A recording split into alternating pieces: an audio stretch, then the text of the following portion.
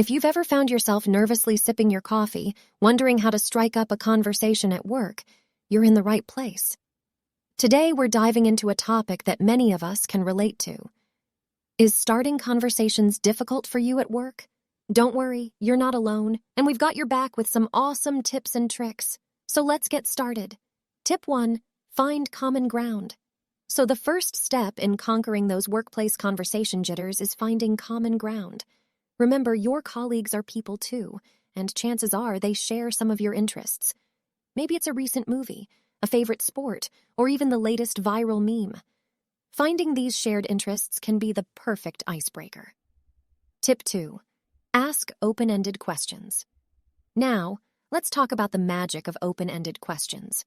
Instead of asking a simple yes or no question, go for something like, "What do you think about the new project?" This gives them the opportunity to share their thoughts, and you'll have a natural conversation flowing in no time.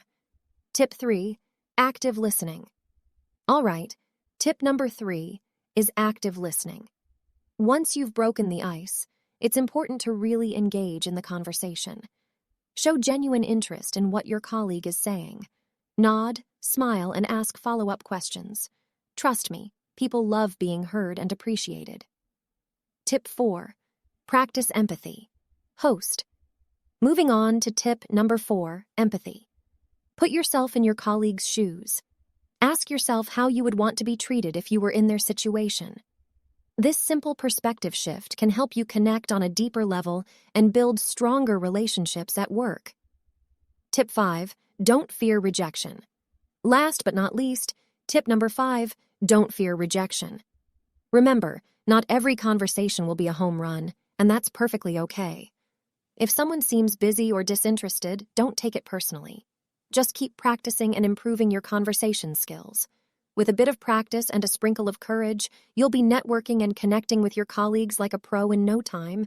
So, go out there, strike up those conversations, and watch your workplace relationships flourish.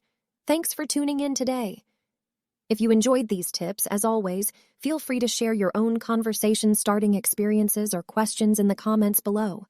Until next time, stay confident and keep those conversations flowing. Take care.